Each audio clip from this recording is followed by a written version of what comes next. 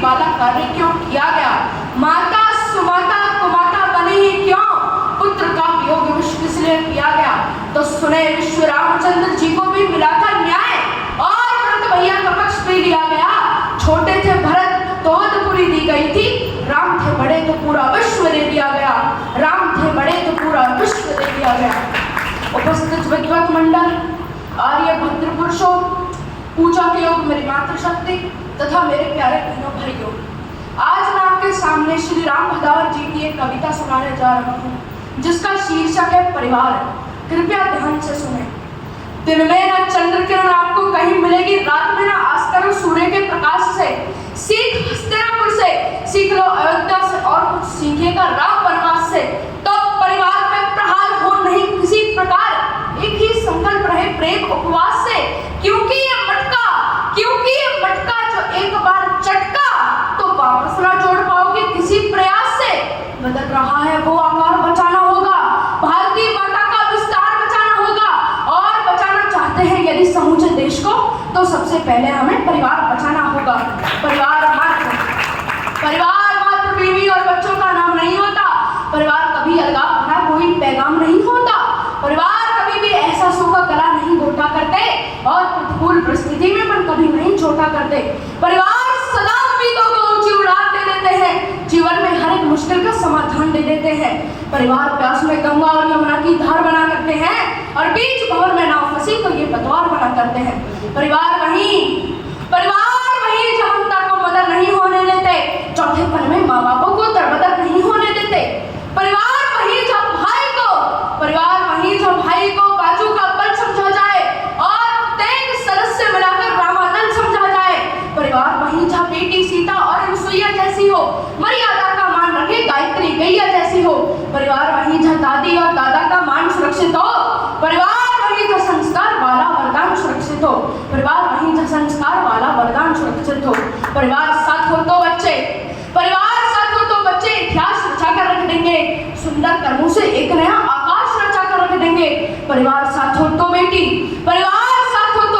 धरती आकाश नाप डाले, हर प्रयास से पूर्ण सफलता का विन्यास नाप डाले। परिवार साथ हो तो संतानें कृष्ण राम जैसी होंगी, वो वरदान विधाता का अब्दुल कलाम जैसी होंगी।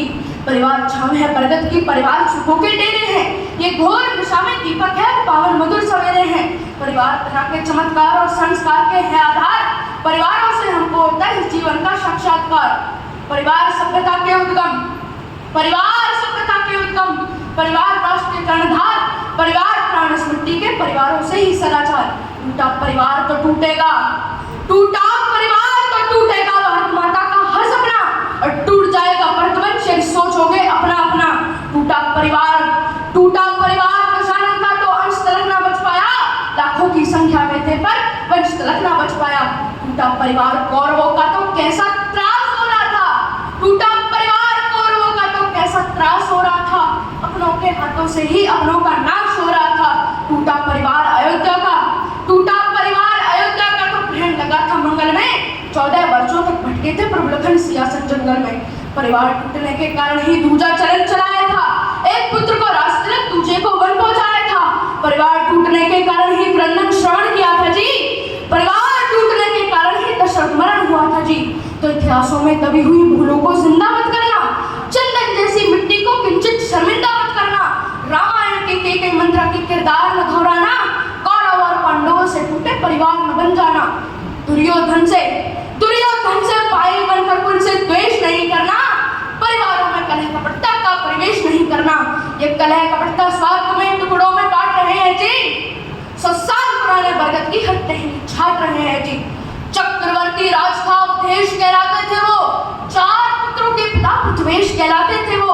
10 दिशाओं में हुक्म चलता था जिनके नाम का, जिनके आंगन में हुआ अवतार था प्रभु राम का, जिनके आंगन में स्वयं ब्रह्मा भी आकर झूमते, जिनके दर को देवगण मंदिर समझकर झूमते, जिनके हथियारों के आगे शत्रु टिकते ही न थे, भागते थे प्राण लेकर रण में दिखते ही न थे। वही दशरथ आज चौथे पन में देखो डर रहे, परिवार की दूषित कपटता में उलझ कर मर रहे। तो बात वचनों की सुनहरी रीत रघुकुल की सुनो, पुत्र की माता पिता से प्रीत रघुकुल की सुनो। एक तरफ है राज्य और दूसरी तरफ माता पिता, तरफ चलती चिता, एक तरफ है ठाट सत्ता का बड़ा अधिकार है, एक तरफ माता पिता और भाइयों का प्यार है, एक तरफ शासन है, शासन का बड़ा उत्कर्ष है, एक तरफ 14 वर्ष का जंगली संघर्ष है।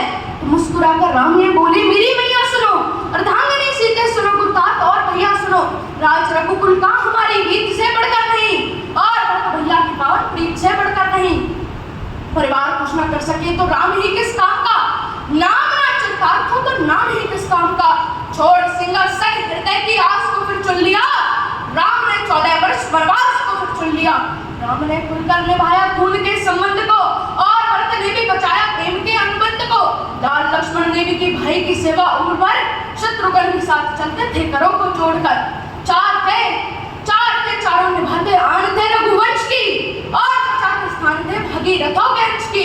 चार थे चारों दिशाओं में बाजार टंका गए, भाइयों का साथ था तो जीत कर लंका गए। उत्तर लाखों थे दशानन के कई सौ भाई थे, फिर भी घबराने लगा था स्वयं की परछाई से।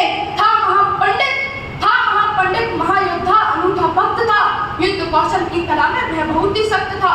देखता था जिस तरफ शमशान कर देता था जी, शत्रु की रणभूमि में बलबुद्धि हर लेता था जी। शनि पवन यमराज तक देते दुहाई थे खड़े, उस महायोद्धा पर केवल भाई तो भारी पड़े। एक राजा की थी पुत्री, एक राजा की बहू, तो पति के प्राण थे, उसके विषय में क्या कहूँ।